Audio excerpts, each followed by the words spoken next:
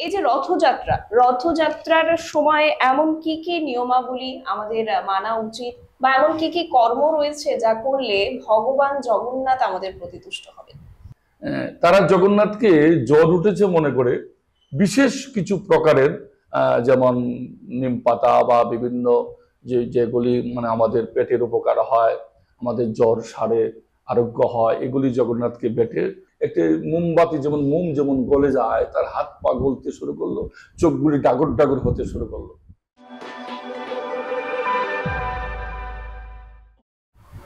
নমস্কার দর্শক বন্ধুরা, আবারও আমরা চলে এসেছি সাক্ষাৎকার অনুষ্ঠানের আরো একটি নতুন পর্ব নিয়ে।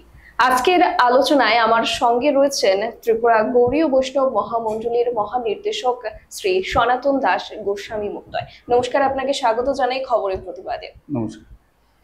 আমরা প্রত্যেকেই জানি হাতে গোনার কিছুদিন তারপরেই কিন্তু আমাদের অন্যতম উৎসব, হিন্দু ধর্মাবলম্বীদের বিশেষ করে অন্যতম উৎসব রথযাত্রা।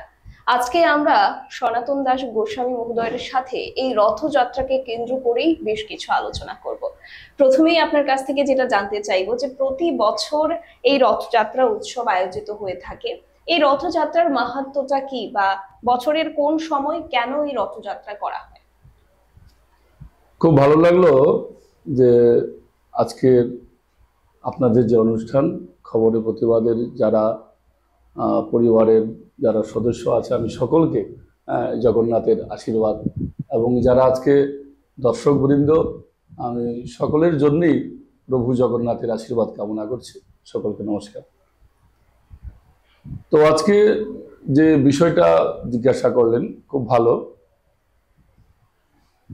আমরা জানি যে রথযাত্রা মানেই খুব প্রাচীনকালের একটা বিষয়। শাস্ত্র যদি আমরা দেখি বা ইতিহাসে দেখি, আজ থেকে প্রায় 1200 বছর আগে, যদিও জগন্নাথের সূচনাটা 1200 বছর নয়, এর অনেক আগে পাওয়া যায়। তো যে রথ আমরা দেখতে পাই, পরিধামের রথযাত্রা বর্তমান যেভাবে চলছে, এটি প্রায় 1200 বছর আগে শুরু হয়েছিল রথযাত্রা।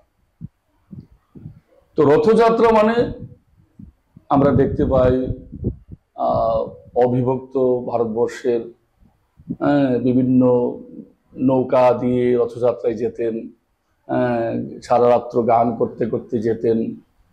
তো রথযাত্রার প্রধান বিশেষত্ব আমরা এটাই দেখি। যারা ভক্তবৃন্দ আছেন, আজকে অনুষ্ঠানটা করাই হয়েছে ভক্তদের জন্য। দেখুন, আমরা জানি যে ভগবানকে দর্শন করতে গেলে আমাদের মন্দিরে যেতে হয়, মন্দিরে গিয়ে প্রণাম করতে হয়, ভগবানের আশীর্বাদ নিতে হয়। কিন্তু প্রভু জগন্নাথের বেলায় এমন একটি নতুনত্ব আছে যে জগন্নাথ ভক্তদের কৃপা করার জন্য, দর্শন দেওয়ার জন্য তিনি মন্দির থেকে বের হন। অর্থাৎ জগন্নাথের রথযাত্রার একটি সুন্দর নাম আমরা শাস্ত্রে পেয়ে থাকি, সেটি হলো পতিত পাবন যাত্রা। পতিত মানে যারা নিচ, হীন, হেয়, পাপীও বলতে পারি। তো তাদেরকে উদ্ধার করার জন্য জগন্নাথ নিজেই তার মন্দির থেকে যাত্রা করেন। তাহলে বুঝতে পারছেন যে জগন্নাথ রথযাত্রা মানে, শাস্ত্র বলেছেন যে রথ তো বামনং দৃষ্টা পুনর্জন্ম নও বিদ্যতে। জগন্নাথকে বামন বলা হয়েছে, ছোট তো বামন, হাত পা নেই। তো রথস্থিত, রথে উপবেশন করছেন সেই জগন্নাথকে যিনি মন প্রাণে দর্শন করেন, তার পুনর্জন্ম হবে না।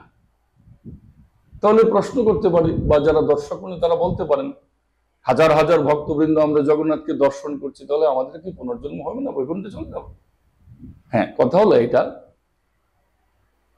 যেমন আমরা জপের মালায় জপ করি, হরিনাম করছি, কিন্তু দেখা গেল ভজনের মধ্যে শ্রেষ্ঠ নববিধা ভক্তি, কৃষ্ণ প্রেম কৃষ্ণ দিতে ধরে মহাশক্তি, তার মধ্যে সর্বশ্রেষ্ঠ নাম সংকীর্তন, কিন্তু অভিমানে অপরাধী নিলে নাম পাই প্রেমধন। তাহলে অপরাধ শূন্য হয়ে নাম নিতে হবে।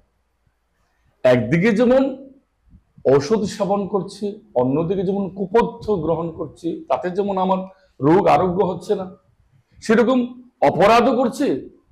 শাস্ত্রে যে বলা আছে যে অপরাধগুলি করবে না, অপরাধগুলিও করছি, আবার তাকে কোনো নাম করছি, তাহলে কিন্তু নামে কাজ করবে না। ঠিক তেমনি আমাদের দর্শনটা হতে হবে এরকম, যেন আমার মন প্রাণ ব্যাকুল ভাবে আমি জগন্নাথকে দর্শন করতে পারি। তাহলেই আমার, যেটা বলছেন, পুনর্জন্ম ন বিদ্যতে, বিশেষ মাহাত্ম্যটা এইখানেই, জগন্নাথ আমাদেরকে কৃপা করার জন্য তিনি বেরিয়ে আসেন মন্দির থেকে। আচ্ছা, আমরা দেখতে পাই যে জগন্নাথ দেবের যে বিগ্রহটা রয়েছে সেটা কিন্তু অন্যান্য দেবদেবীদের মতন নয়। এটার পেছনে কি কারণ রয়েছে? দেখুন, একটু পেছনে একটা ইতিহাস বলতে হয়। জগন্নাথ মূলত তৈরি হয়েছিল অবন্তী নগরে, মালব দেশে, অর্থাৎ বর্তমানে রাজস্থান, সত্যযুগে ইন্দ্রদুম্ন মহারাজের রাজবাড়িতে। অর্থাৎ ভক্ত ইন্দ্রদুম্ন মহারাজ জগন্নাথ তৈরি করেছিলেন। কিন্তু জগন্নাথের যে দারু বিগ্রহ, মানে দারু মানে কাঠ, তো কাঠের যে বিগ্রহ তৈরি করলেন, তৈরি করতে গিয়ে যাকে দিয়ে তৈরি করালেন, সব তো ভগবানের ইচ্ছা, যাকে দিয়ে তৈরি করালেন তিনি বলছেন যে আমি 21 দিন যাবত আমি মন্দিরের ভেতরে ঢুকে, আমি ঘরের ভেতরে ঢুকে ঠাকুর তৈরি করব। কিন্তু 14 দিন যাওয়ার পরেই দেখা যায় ওনার কোনো শব্দ নেই ঘরে, কি না খেয়ে উনি আছেন, না উনি মারা গেছেন। এরকম শঙ্কিত অবস্থায় মন্দির খুলে দিলেন, মানে যেখানে জগন্নাথ তৈরি হচ্ছে, যে কি হচ্ছে না হচ্ছে বুঝতে পারছি না। কিন্তু দেখা গেল সঙ্গে সঙ্গে এতটুকু তৈরি করা হয়েছে, শুধু জগন্নাথের মুখখানি হয়েছে, এও আদো আদো সম্পূর্ণ নয়, হাতগুলি এরকম, বাকির অংশটা নেই। তখন ইন্দ্রদুম্ন মহারাজ মনের দুঃখে কাঁদতে লাগলেন, হায় হায়, আমি কি সর্বনাশ করলাম। একদিকে আমি, ঠাকুর আমাকে আদেশ করেছেন বিগ্রহ তৈরি করার জন্য, বিগ্রহ তৈরি করলাম, কিন্তু অথচ আমি সম্পূর্ণ করতে পারলাম না, আমার ভুলের কারণে আমি কি করলাম। কাঁদতে লাগলেন, খুব মনের কষ্ট।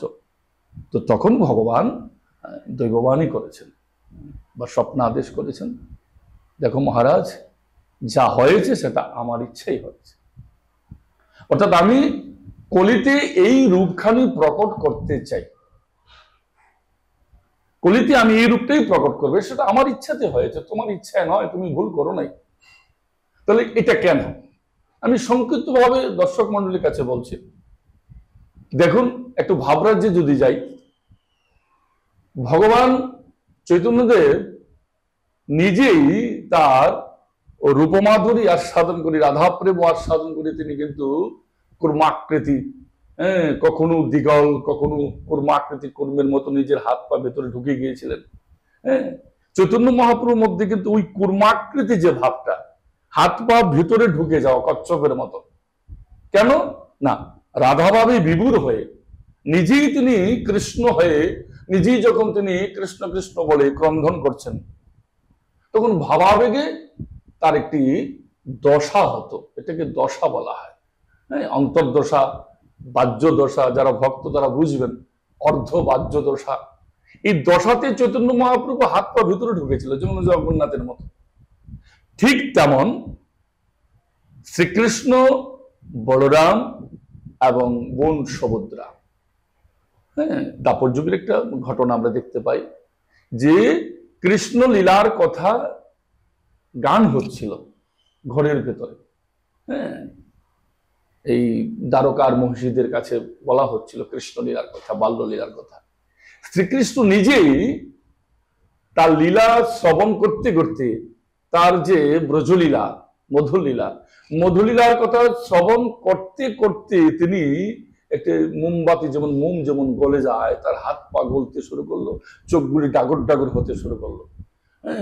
আশ্চর্য, আমার লীলা এত মাধুর্য, এত প্রেমকে আমি সে বৃন্দাবনে করেছিলাম। সঙ্গে সঙ্গে সেখানে বলরাম উপস্থিত হলো। বলরাম বড় জ্যেষ্ঠ ভ্রাতা, উনিও দেখে এরকম হাত পা ঢুকে গিয়েছিল, সমুদ্রা দেবীও সেরকম হয়েছিল। এই তিনটি মূর্তি এইভাবে এখন যেমন দেখি হাত পা নেই, এই মূর্তি একটা প্রকট হয়েছিল তখন। হ্যাঁ, কোন কোন গ্রন্থে আছে দেবশ্রী নারদ দেখতে পেলেন, প্রভু প্রভু এটা কি, এটা এটা কি করছো তুমি? বলে কিছু করার নেই, কলিতে এই প্রেমের বিগ্রহ প্রচার হবে, কলিতে আমার এই বিগ্রহটা পূজা করবে। তাই ইন্দ্রদম্ন মহারাজ, হ্যাঁ, আমার ইচ্ছাতেই এটা হয়েছে, এবং আমি কলিতে এই রূপে পূজিত হব, এই রূপে আমি জগৎকে শিক্ষা দেবো। এই জন্য জগন্নাথ একটু ভিন্ন প্রকৃতির। আচ্ছা, তো আরো একটা প্রশ্ন অবশ্যই করতে চাইবো। আমরা প্রতিটা আমাদের হিন্দু ধর্মাবলম্বীর যে কোনো পূজার্চনার ক্ষেত্রে, অনুষ্ঠানের ক্ষেত্রে আমরা বেশ কিছু নিয়মাবলী মেনে থাকি। বিভিন্ন পুজোর ক্ষেত্রে সেটা ভিন্ন ভিন্ন রকমের হয়। তো আমরা জানতে চাইবো যে এই যে রথযাত্রার সময় এমন কি কি নিয়মাবলী আমাদের মানা উচিত, বা এমন কি কি কর্ম রয়েছে যা করলে ভগবান জগন্নাথ আমাদের প্রতি তুষ্ট হবে? দেখুন, জগন্নাথকে পেটুক ঠাকুর বলা হয়, মানে বেশি খায়, ঠিক আছে? তো জগন্নাথ বেশি খায় মানে সারাদিনই খায়। জগন্নাথ মন্দিরে প্রায় এক প্রহর প্রায় হয়তো বন্ধ থাকে। হ্যাঁ, দিন রাত্র সবসময় জগন্নাথের ভোগ হয়, কোনো নির্দিষ্ট নিয়ম নেই। এবং জগন্নাথের মালপোয়া খিচুড়ি তো সবচেয়ে প্রিয়। ভক্তমাল গ্রন্থে এরকম আছে, জগন্নাথ খিচুড়ি খাওয়ার জন্য করমাবাই নামে এক ভক্তের বাড়িতে গিয়ে সেই বালক বেশে গিয়ে খিচুড়ি করতেন, সেবা করতেন। তো জগন্নাথ ভালোবাসে, তিনি জগতের নাথ, তিনি সবকিছু ভালোবাসে যেটা ভগবানের ভোগে দেওয়া হয়। তো বিশেষ করে আমরা এখন জগন্নাথের জ্বর বা জগন্নাথ অন্দরমহলে আছে, গর্ভগৃহে আছে, জগন্নাথ কিন্তু এখন দর্শন দেয় না, দেবে না 15 দিন। তো জগন্নাথকে পাচন, বিশেষ করে জগন্নাথের যারা শবর, যারা বিশ্বাবসু শবরের বংশধর, তারা জগন্নাথকে নিজের মানে আত্মীয় মনে করেন। হ্যাঁ, আত্মীয় মনে করেন। জগন্নাথের নবকলেবর হলে তারা অসহ্য মতো ভোগ করেন। তারা জগন্নাথকে জ্বর উঠেছে মনে করে বিশেষ কিছু প্রকারের, যেমন নিম পাতা বা বিভিন্ন যেগুলি মানে আমাদের পেটের উপকার হয়, আমাদের জ্বর সারে, আরোগ্য হয়, এগুলি জগন্নাথকে বেটে জগন্নাথকে দেওয়া হয় এই 15 দিনের মধ্যে। আমরাও দেখি, এটাকে পাচন বলা হয়। দেখবেন বিভিন্ন মন্দিরে, আমাদের মন্দিরে হয়, আগরতলা বিভিন্ন মঠ মন্দিরে জগন্নাথের পাচন প্রসাদ নেওয়ার জন্য আমরা যাই। তো জগন্নাথের সেবার মেন যেটা, আসল যেটা, ভক্তি ছাড়া কিছু নেই। আমি ছোট্ট একটি ঘটনা বলছি দর্শক মন্ডলী, দেখুন, ঘন্টা বাজিয়ে, শঙ্খ বাজিয়ে, ধূপধুনা দিয়ে গোবিন্দকে ভোগ অর্পণ করি, এরপরেও গোবিন্দ গ্রহণ করলো কিনা আমাদের সন্দেহ আছে। কিন্তু জগন্নাথ লীলায় আমরা দেখতে পাই, দাসিয়া বাউরি একজন ভক্ত আছে, তিনি আম্রফল নিয়ে, আপনি বলছেন জগন্নাথ খুশি হয় কিসে, আমি বলছি, আম্রফল নিয়ে একটি ঝুড়ি নিয়ে আম নিয়ে গেলেন। আমরা জানি জগন্নাথ মন্দিরে খুব একটি জুলুম, এরকম, সে বলছে আমি ভোগ লাগাবো, সে বলছে আমি ভোগ লাগাবো। যে পুরোহিত ভোগ লাগাবেন সেই পুরোহিত তো দক্ষিণা পাবেন, ফলগুলি পাবেন জগন্নাথকে। জগন্নাথ তো খায় না, নিবেদন করবেন মাত্র। ওই ভক্ত মন প্রাণে গেলেন, দেখা গেল ওনার ঝুড়িটা নিয়ে টানাটানি চলতে লাগলো। তো উনি মনে কষ্ট পেল, আমি আনলাম জগন্নাথের সেবায়, আপনারা এরকম শুরু করে দিয়েছেন। হ্যাঁ, আমি এমনিতে জগন্নাথের কাছে ভোগ দেবো। বলে তুমি কি এমনিতে ভোগ দিতে পারবে, মন্দিরের সামনে দিতে পারবে? তাহলে তুমি যাও, চলে যাও। পুরোহিতরা তাকে অঙ্গীকার করলেন না। সে জগন্নাথের মন্দিরে বাইরে এসে হা জগন্নাথ বলে তিনি কাঁদতে লাগলেন, জগন্নাথ তুমি আমার এই আম্র ফলগুলি গ্রহণ করো। চোখের জলে ভাসতে লাগলেন। দেখা গেল একটি একটি আম করে সেই আমের ঝুড়ি থেকে উধাও হতে লাগলো। তো পণ্ডিতরা, যারা পুরোহিতরা দেখলেন, বলছে তোমার আমগুলি কোথায় গেল? বলছেন আমার জগন্নাথ গ্রহণ করেছে। জগন্নাথ গ্রহণ করেছে, এদিকে হয় নাকি? মন্দিরে দৌড়ে গিয়ে দেখে মন্দিরের মধ্যে জগন্নাথের বেদির সামনে এই আমের বাকল, আমের আটি সব পড়ে আছে। বড় আশ্চর্য ঘটনা, শাস্ত্রে লেখা আছে। তখন তারা অবাক হয়ে গেলেন যে সত্যি ভক্তি ছাড়া কখনো ভগবান গ্রহণ করেন না আমাদের উপহার। যতই শঙ্করধ্বনি করি, ঘন্টা বাজাই, সবচেয়ে বড় কথা হলো আমাদের হৃদয়ের প্রেম ও ভক্তি, ভক্তিটাই গোবিন্দ গ্রহণ করে। ঠিক আছে। তো বলতে গেলে যে কোনো দেবতারই সেবা হোক, যে কোনো দেবতার পূজার্চনা হোক, সেখানে ভক্তিটাই প্রধান, যেটা আপনি বললেন। তো এই ভক্তি ভরে জগন্নাথের পুজোতে নিয়োজিত হয়েও আমরা বিগত দিনে একটা মর্মান্তিক ঘটনার সাক্ষী থাকতে পেরেছি। আমি একটু সেই বিষয়টাও আপনার কাছে একটু তুলে ধরতে চাইবো। বিগত বছরেরই কথা, বছর ঘুরে এসেছে, আবারও রথযাত্রা চলে এসছে। বিগত বছর কুমারঘাটে ঠিক এমনই এক সময় রথযাত্রার বেশ কয়েকজন প্রাণ হারিয়েছেন। আপনারও অবশ্যই সেই ঘটনাটা মনে আছে। তারপর থেকে বিভিন্ন দাবি উঠেছিল প্রশাসনিকভাবে বেশ কিছু নিয়মাবলী অবশ্যই চালু করা হোক। এই বিষয়টা নিয়ে একটু জানতে চাইবো আপনার কাছে, যে যে ঘটনাটা হয়েছে সেটার উপর ভিত্তি করে এবার আবারও রথযাত্রা অনুষ্ঠিত হতে চলেছে, এই ধরনের ঘটনা যাতে না ঘটে সেক্ষেত্রে প্রশাসনিকভাবে কোনো পদক্ষেপ গৃহীত হয়েছে কিনা আপনি একটু বিস্তারিতভাবে যদি একটু জানান। দেখুন, কুমারঘাটের যে ঘটনাটা, এটা হৃদয়স্পর্শী বেদনা। আমরাও দুঃখিত, এবং আমি গৌড়ীয় বৈষ্ণব মহামণ্ডলীর পক্ষ থেকে আমরা কুমারঘাট গিয়ে তখন একটি স্মরণ সভা করেছিলাম। প্রদীপ প্রজ্বলন আদি ইত্যাদি দ্বারা তাদের আত্মার শান্তি। আমরা মনে করি যে জগন্নাথের রথের মধ্যে স্পর্শ করে প্রাণ ত্যাগ হয়েছে, জগন্নাথের ধামে গমন করুক, এটা আমরা কামনা করি। তো দেখুন, রথযাত্রা আমরা আধুনিকতার মধ্যে এতটুকু আমরা পৌঁছে গেছি, আসলে জগন্নাথের রথ কিন্তু লোহা দিয়ে তৈরি করার বিধি নেই, হয় না, কাঠেরই হয়। পুরীতে প্রত্যেক বছর কাঠের তৈরি হয়। তো আমরা পারি না, অন্তত নিচের পাটাতনটা লোহার হয়, কিন্তু কোনো কারণে হয়তো লোহার ছিল, উপরের অংশ লোহার ছিল, তো এটা বিদ্যুৎ স্পৃষ্ট হয়েছে।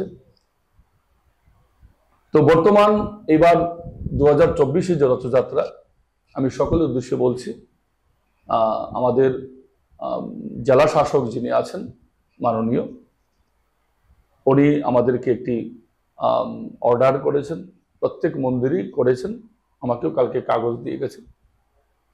সেখানে উনি বিভিন্ন ইলেকট্রিসিটি, তারপরে পিডাব্লিউডি, পুলিশ সুপার, ট্রাফিক, সব দপ্তরকে উনি চিঠি দিয়েছেন। আমাদের চিঠিটাই উনি পৌঁছে দিয়েছেন, এবং উনি আমাদের মঙ্গলের জন্যে, যাতে আমাদের এরকম ঘটনা না ঘটে, এই জন্য উনি কতগুলি নীতি নির্দেশিকা আমাদের দিয়েছেন।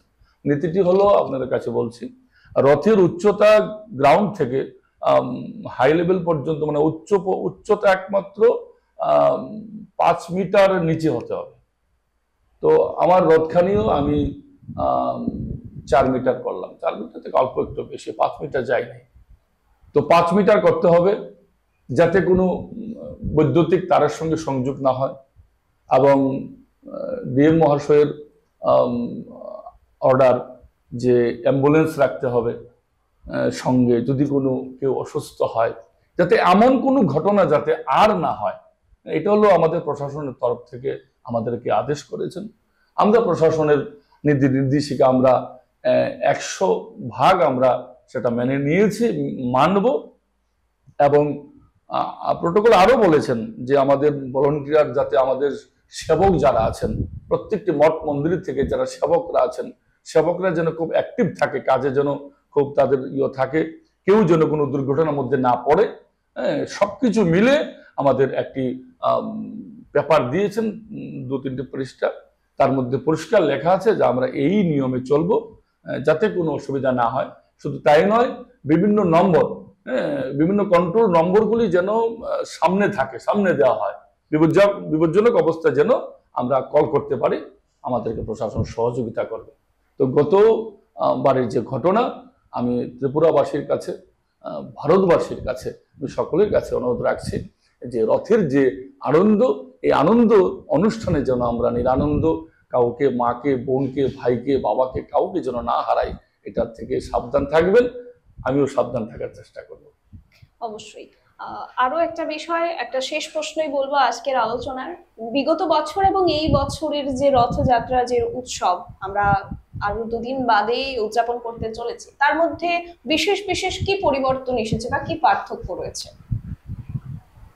না, পার্থক্য বলতে এই যে একটু আগে বললাম, রথের চূড়ার যে আমরা যে সচেতনতার বিষয়টা হ্যাঁ একটু হ্যাঁ, এই তো এইটাই বললাম। উচ্চতা, রথের যে উচ্চতা, আমরা গগনচুম্বী যে আমরা উচ্চতাটা আমরা করি, মনে করি যে আমাদের একটা সংস্থা বা আশ্রম, আর একটি মঠ আছে। এখন আমি ওই মঠের চেয়ে আমার মঠের রথের উচ্চতা একটু একটু বড় করব। এই যে হার জিতের ব্যাপারটা, এটা বন্ধ করাই ঠিক। হ্যাঁ, এরকম এটা আমার অভিমত, যে মনে করছি যে আমি উচ্চতা বাড়াবো, গগনচুম্বী করব, কিন্তু এতে তো আমাদের প্রাণহানি হলো না। তো এইবার আমি মনে করি আমাদের যারা এরকম রথের চূড়া নিয়ে, উচ্চতা নিয়ে, যেমন বলছেন মেটেল ব্যবহার করা হবে না, কাঠের ব্যবহার হবে, ঠিক আছে? তো উপরটা যেন সম্পূর্ণ কাঠের হয়, যেন তার সংযোগ না হয়, বিদ্যুৎ যেন বাহী না হয়। তো এবার মনে করি যে আমরা আগে, আপনি বলছেন আগে এবং আজকে, এইবার আগে রথের উচ্চতা কে কতটুকু বেশি করবে এইটা নিয়ে হয়তো একটু হার জিত ছিল, আর এইবার হয়েছে কে কত ছোট করব। ঠিক আছে, আমি মনে করি আমার ব্যক্তিগত যে নতুনত্ব এটাই, যেমন আমি গতকাল আমার চূড়াটা ছিল যতটুক সব মিলে 12, আমি রাত্রেবেলা বললাম যারা আমার ভক্তরা কাজ করেন, তুমি 1 ফুট আরো নিচু করো, যদিও 16 ফুট পর্যন্ত করতে পারি ডিএম স্যারের আদেশ অনুযায়ী, না তুমি আরো আরো নিচু করো, কোনো অসুবিধা নেই। হ্যাঁ, তাহলে এখন বুঝলাম যে গতবার রথের চূড়া যত বেশি উচ্চতায় নিয়ে যাই ততই মনে হয় আমার সম্মান বাড়বে, আমি দেখাবো।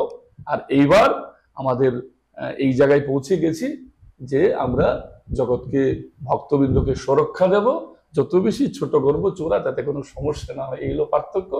আর ভক্তি শ্রদ্ধা জগন্নাথের প্রতি ঠিকই আছে, ভালোবাসা ঠিকই আছে। আমরা আনন্দ সহকারে আগামী রোববার দিন 7 তারিখ রথযাত্রা অংশগ্রহণ করব, এই আমাদের ইচ্ছা।